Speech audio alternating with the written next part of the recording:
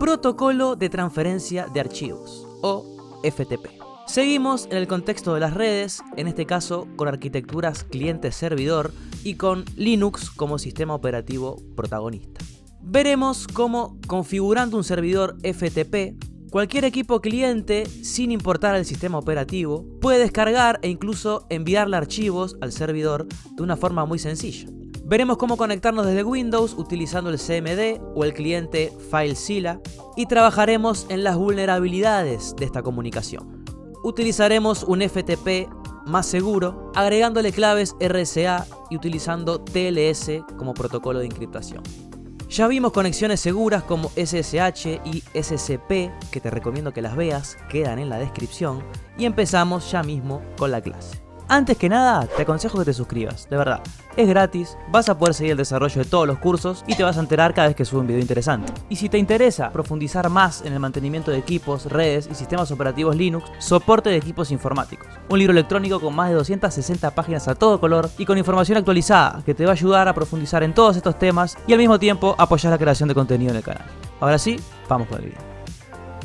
Bien, en este caso estoy utilizando una máquina virtual con CentOS que va a funcionar como servidor y el cliente va a ser mi máquina física con Windows 10.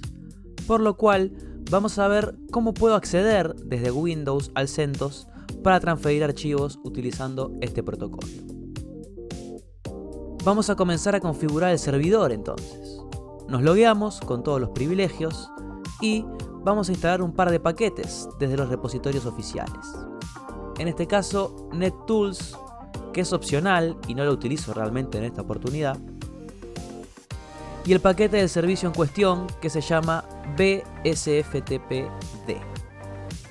Recordemos que es una distro CentOS, por lo que para este caso Joom es el gestor de paquetes y no debería tener ningún problema en descargarlos e instalarlos si tengo el sistema y los repositorios actualizados. Bien. Ya tenemos el servicio instalado, vamos a activarlo, reiniciarlo y ver el estado. Todo esto con systemctl, recordemos que estamos en CentOS, lo vemos activo y corriendo. Genial, de momento todo va bien. Lo siguiente que voy a hacer es permitir las conexiones entrantes y salientes de este servicio a través del firewall, ya que probablemente los puertos 20 y 21, que son los que utiliza FTP para funcionar, vengan bloqueados. En este caso, y teniendo en cuenta que en CentOS viene funcionando por defecto Firewall D, en caso de utilizar iptables, UFW u otro firewall, cambiaría la sintaxis, pero la idea es la misma: abrir los puertos 20 y 21, que son los que necesitamos. Recargamos y vemos que FTP está entre los servicios que el firewall está permitiendo, por lo que no deberíamos tener problemas en este aspecto.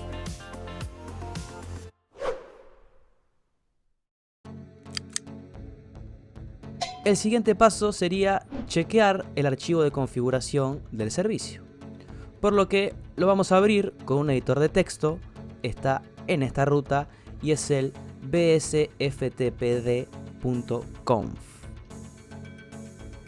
Aquí podríamos configurar prácticamente todo y está bastante bien explicado.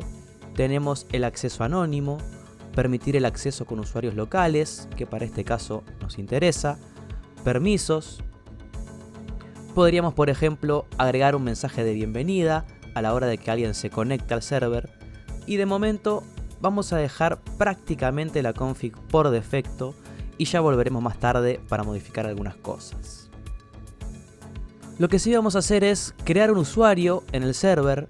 Ya vimos cómo crear usuarios y setear contraseñas, te recomiendo que revises esa clase en caso de dudas. Y la idea es que los logueos sean a través de este usuario para no utilizar el usuario administrador del server. Vamos a crear algún directorio y un archivo para probar si realmente podemos acceder aquí desde el equipo con Windows. Y ya tenemos casi todo listo para la conexión. Importante, en este caso estamos utilizando una máquina virtual, es decir, no tengo dos equipos físicos conectados a una misma red. Para lograr que el CentOS en VirtualBox pueda comunicarse con mi equipo físico, es decir, ¿Simular que son dos PCs conectadas al mismo switch o access point? Debo ir al apartado de configuración en mi máquina virtual y en la sección de red seleccionar el adaptador en modo solo anfitrión. Si no puedo seleccionarlo, simplemente lo creo desde aquí.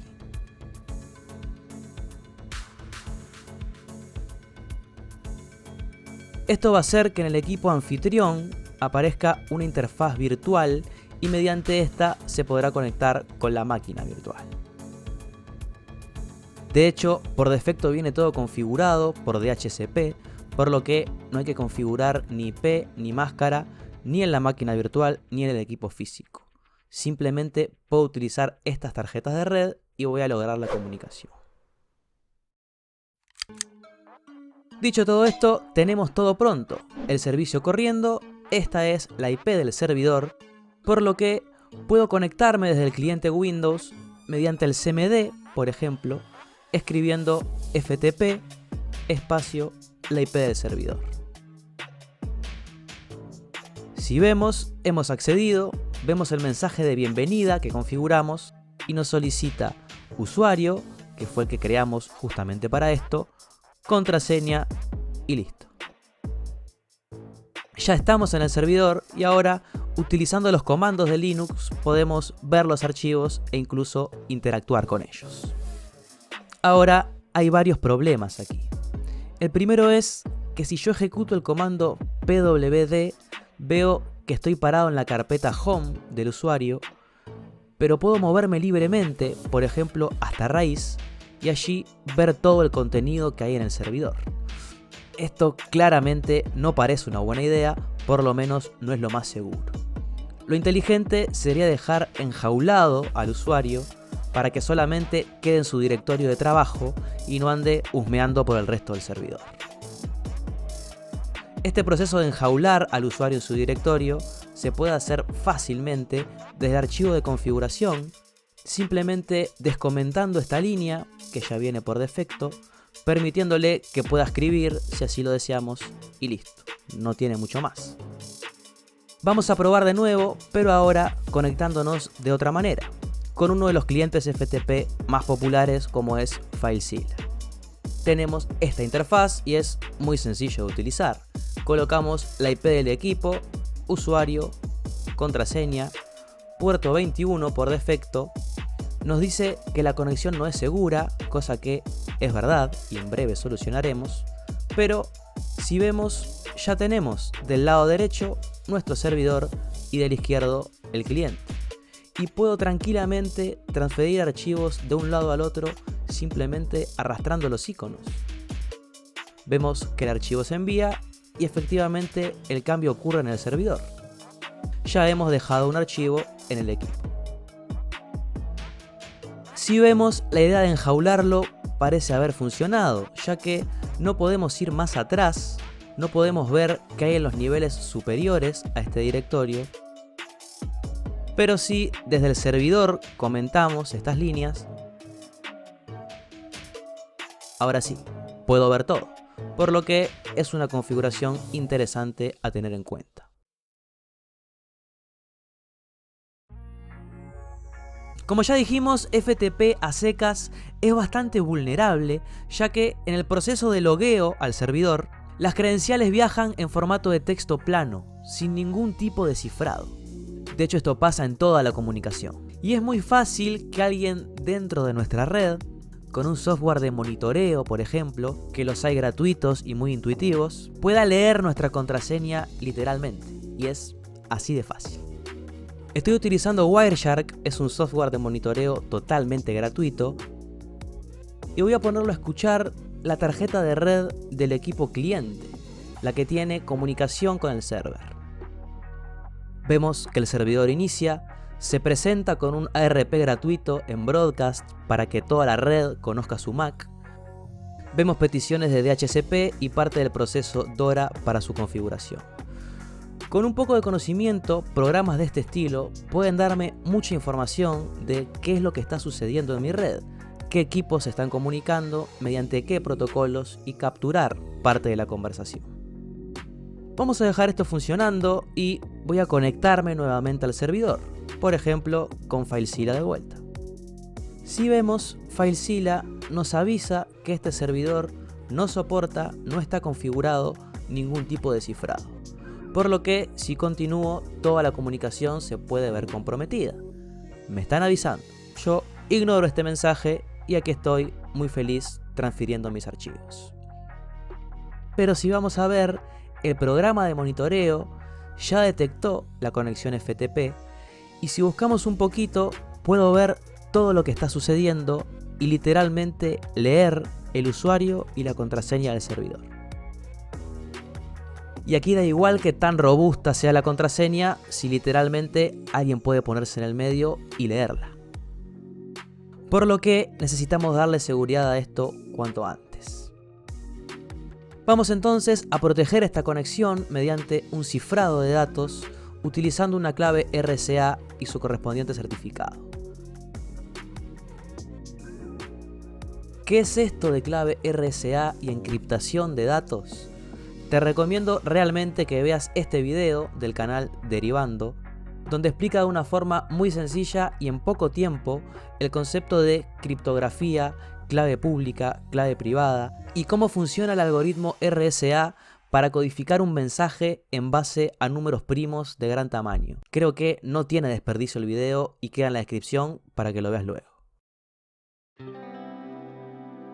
Creamos entonces nuestra clave aleatoria de 2048 bits, fijamos días y rutas y luego en el archivo .conf agregamos al final estas referencias.